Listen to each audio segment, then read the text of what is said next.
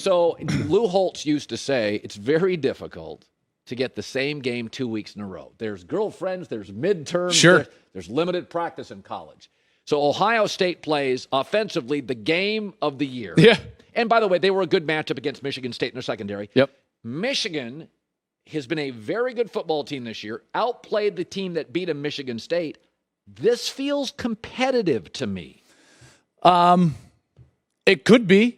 I try to, there's been so many years when I'm like, man, this is Michigan's best chance. This is Michigan's best chance.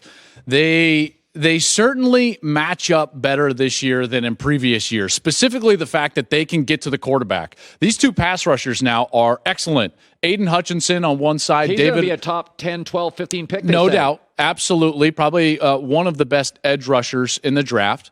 And then on the other side, a guy that no one talks about but also has double-digit sacks is David Ojabo. And he's excellent and has really come on in the back half of the year.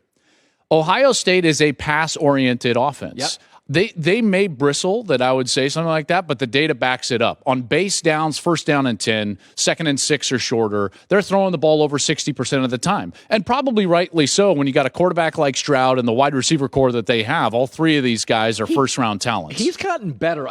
No doubt. I mean, against Oregon, I was like, I don't know if he'll start next year with that 5-star kid coming in, but something clicked, and he was great in the last couple of weeks. And there is a constant to when he is great and when he struggles a little bit. That constant is making him uncomfortable in the pocket. They've got a great offensive line, and in fact, they've got 4 tackles that start. They move 2 tackles down to guards. So they got 4 offensive tackles. They're a great pass-blocking offensive line. And when they keep him clean, it's over. It's like Brady back in 2008. Like if you don't get to Brady, it's over. You're not defending these wide receivers for any amount of time in the back end. And the games in which they've struggled, Nebraska, Penn State, even early in the season against Minnesota and Oregon, what they did is they made him uncomfortable. They gave him different looks, and they presented some pressure, whether it was in the interior or off the edge, to make him move out of the pocket. That's what he does not do well as a young player yet. When it's clean, he's as good as anybody out there. So this matchup, I would suggest that Michigan is one of the 3 or 4 worst matchups for Ohio State in the country, because of the pass rush. Yeah. I'm not saying that they're going to win. I'm just saying that this matchup feels like Michigan has a bit of a chance versus previous seasons that we've seen when they had a defense that ran one coverage and man coverage, and if they couldn't defend for long, it was over, right? This is a different style. I said we love redemption stories in America. And Mel Tucker's going to sign with Michigan State, and James Franklin says, I'm staying at Penn State. And Harbaugh in the offseason, who could have gotten an NFL job, he got to the Super Bowl, he reworked his deal and took less. 8-9 years ago, the Big Ten was a tire fire.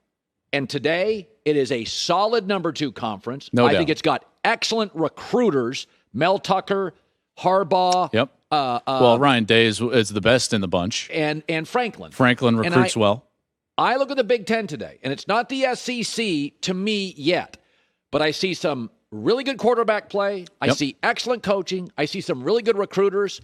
And that James Franklin move is like, no, I'm not going to live on the beach in L.A. I'm not going to Baton Rouge. I think it's significant. The one word that you didn't mention is revenue.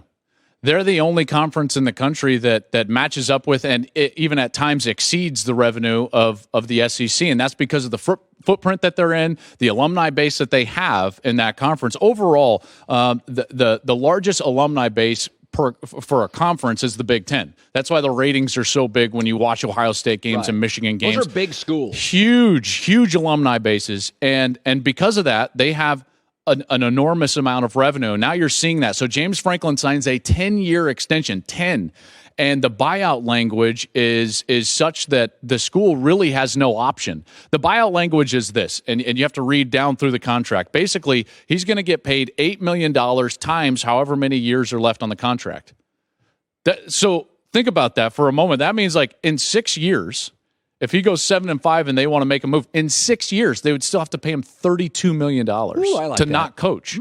So this is an incredibly friendly contract for James Franklin. They can't move off of this. Penn State can't, which means that he can put down roots. By the way, let's not just pass over the fact that we've got 2 coaches that are making a push here late in the season that have made their entire career on standing pat and being confident and comfortable where they're at. And that's Mike Gundy at Oklahoma State and Kyle Whittingham at Utah.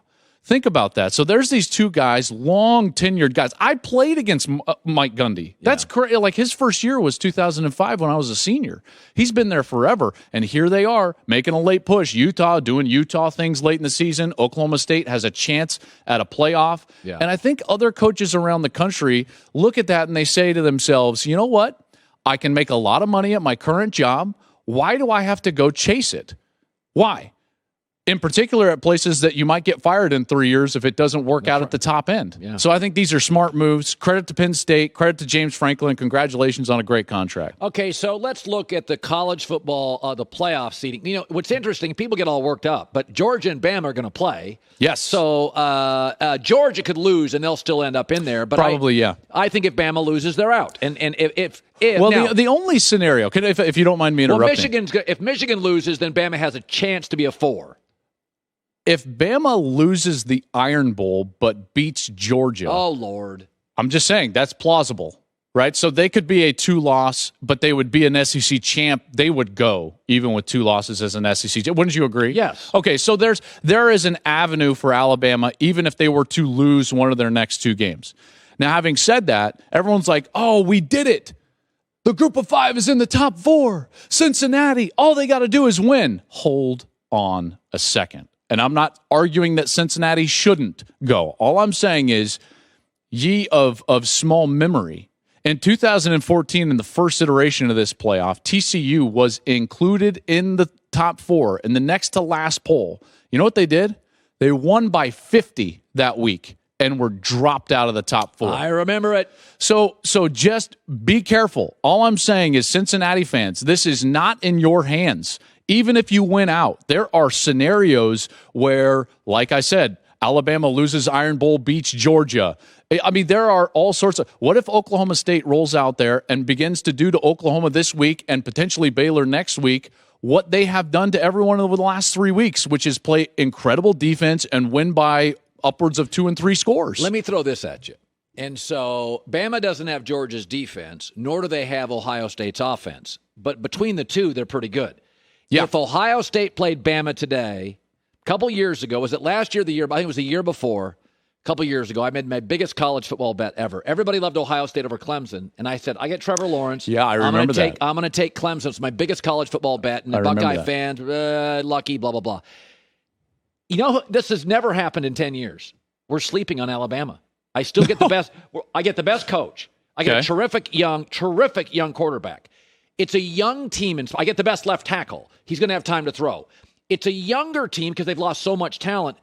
But Saban's teams get better over time, and everybody looks at Arkansas and goes, well, I mean, they struggle with Arkansas. Arkansas is a real team now. Not bad. I bet against... this is not a passing juggernaut, and they gave up well over 300 yards of passing to KJ Jefferson. Tomorrow, Ohio State, Bama, who do you take? Where's the game? That close, right? Yeah. So I'm acknowledging your point. Where's the game? On Bama. Yeah. I mean, I think that it's pretty clear that Alabama, Georgia, and Ohio State are the 3 best teams in college football. With Georgia having separated themselves out a little bit, and Ohio State clearly being great at their top end when they play like they did last week, and Alabama being interesting. And this is what I think you're talking. This is the point that you're trying to make: is that we're sleeping on the fact that they're not potentially dominant, but that doesn't mean that they're going to lose, right? Is that what you're trying to say? It's I don't trust. This is not Bama last year, certainly. No. But that doesn't mean that we should just think like, oh, they're going to lose even to Georgia with Stetson Bennett. Are we convinced that Stetson Bennett's going to beat Georgia? Or beat Alabama? I don't know. I'm not. I'm not convinced either. No. In particular, when Alabama will have to win and Georgia will be like, well, we're in regardless. Think about that dynamic. Who's to say Bama doesn't beat Georgia? Okay, so I just want an update on this stuff. So one of the reasons I haven't talked a lot about the LSU opening or the USC opening, because I don't believe the reports. Okay. So I don't think Jimbo Fisher or Lincoln Riley are leaving their very good jobs. I agree. If I said, I'll give you the program and you tell me who you think the coach will be. Oh, gosh. This morning. I know, LSU. That's a really tough one. Matt Campbell. Okay, all right. Iowa State guy. Florida. Bill Napier. Yeah, they like him. USC. Dave Aranda. From L.A. Baylor guy. He's only won 1 year. I understand that, and people have talked about he's very a deep thinker. He's not what you would think of when you think of LA, but I've heard that that's getting some momentum. Very interesting. So let me throw this out there. I think both of us share in this, that we think Brian Kelly, it was really turbulent his first few years. They had the tragedy. He can be animated on the sidelines. Yeah, remember how angry he would get with his quarterbacks. And we don't like that at the NFL level. He's changed. He's evolved. He's funnier. He's lighter on the sidelines. Does Notre Dame have a shot to get in? Yes. I'll kind of tell you something. There's no doubt they do. If Notre Dame gets in with this team, which is a rebuild on the O-line, this team should not be. I think Brian Kelly, again, we are sleeping on this guy. So when I did their game, remember earlier in the year I did the Wisconsin Notre Dame game in Chicago, and since we were so close to the campus and we never get to be on campus because we don't do their home games, I thought to myself, this is going to be my best chance to do in-person meetings with Brian Kelly. So I flew in a day early and made sure we drove down to South Bend from Chicago just so that I could be around, because you only get so much on conference calls or on Zoom calls. Right. And even though I had called Brian Kelly's games before, I had never sat with him in the room and done a meeting with him prior to a big game. And so I wanted to take advantage of that opportunity. And I was blown away by what seems to me to be like this transition, a guy very confident in who he is, where he is, how his teams are going to win. And he was very straightforward with me about the fact that they were going to do everything that they could and put together a game plan, but this was not his year. And I was almost taken back. And he wasn't saying that we're going to lose to Wisconsin. He wasn't trying to talk me off that ledge. Game. He was just trying to say, like, this is not the team that we're building towards. We've got some great pieces, and he loves Kyle Hamilton, and their tight end is absolutely amazing. There's no doubt. But they're unsettled at quarterback. They're developing on the offensive line and haven't been as dominant as what they have been in the last couple of years. And he was adamant. He was like, listen, this is a development year for us. Yeah. Well, so in a development year, here's the Irish 10-1. How about that? This guy has done a remarkable job, and I think that guys like Brian Kelly don't get the credit that they deserve. A guy like Mike Gundy has not gotten the credit that he deserves, or what Kyle Whittingham does on a year-in and year-out basis. And everyone goes to like, well, who's the hottest name and who's done it for 1 year? And all these names get thrown out there, the lower-level guys. And here's this guy at Notre Dame that has won more games than anybody in that position in the school's history. He's also got now more 10-win seasons in a row than any other coach in their history. People don't understand that. Yeah. I say to themselves, hey, do you know that Notre Dame is currently on their longest consecutive year streak of double-digit wins? They're like, no, that's not true. It's absolutely true. I understand that there's more games, but Notre Dame is in a sweet spot right now with Brian Kelly. Yeah, people don't realize this. So when I used to work at the other company, and I don't know what happened to it when I left, not good things probably, but when I first got there, like 17 years ago, that company aired about 50 college games. Now it's 500. So what has happened is that if you wanted to get on TV in the Lou Holtz era, a lot of times, a lot of the traditional northern powers, Penn State, Washington, Nebraska, Ohio State, Michigan, Notre Dame, they were on television every Sure. week. Then we started airing all the games. And the kids in these states like Georgia are like, I don't need to go north. That's right. I can stay with my friends. And so the expansion of the television opportunities in college, I mean, Boise State's on 7 times a year. Yeah, so Georgia and Oklahoma sued the NCAA in the mid-'80s in order to expand basically the rights and get the rights from the NCAA into the conferences so that they could sell their own games. So since this has happened, northern powers outside of Ohio State have mostly shrunk, and the powers in college football have mostly been warmer powers. So I think it's harder to win in the North now because you don't have dominant television exclusivity. I mean, Notre Dame had its own network. Sure. And so I think it's harder to win now at Notre Dame. More kids will say, I'm just going to stay home. It's warmer weather. My girlfriend's here. My friends are here. I even remember, let's go back so right before I got to high school, let's call it the mid-'90s, right? So I'm in junior high in like 94, 95. And I remember it would be huge news. I grew up in Colorado. And if someone got a letter from Notre Dame, it was like, oh, they're being recruited by Notre Dame. And it was a big deal. I don't know if it carries that cachet now, which speaks to what you're trying to talk about the difficulty they have in recruiting. It's not quite what it once was. Plus, they've got the academics, they've got the weather.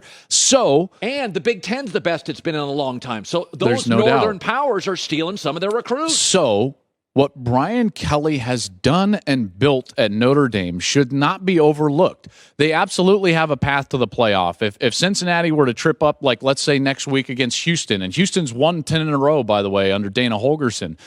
If the Big 12 splits it out and their champion has 2 losses, there's all these scenarios where you're sitting there and you're like, well, yeah, Notre Dame would be the 4th team to go to the playoff, and here we would be on a down developmental year for Notre Dame with Brian Kelly in the playoff. It's certainly plausible. 2 years ago, somebody at USC said, "Who would you hire as coach?" And I said, "Well, go out and weaken your rival and strengthen you. I'd hire Brian Kelly." And they're like, "Do you think he's a good fit out here?" I'm like, "He's won everywhere." Everywhere. I think he would be a terrific fit, and I don't think he would leave because, like I said, Man, that week was maybe more eye-opening to me than any week that I've had on campus, in front of a coach. It was a terrific meeting. I loved sitting there with Brian Kelly. Hi, everybody. Thanks for watching. Subscribe here to get the latest from the show. Also, be sure to check out more of the best clips from The Herd or go watch a few segments from other shows on FS1.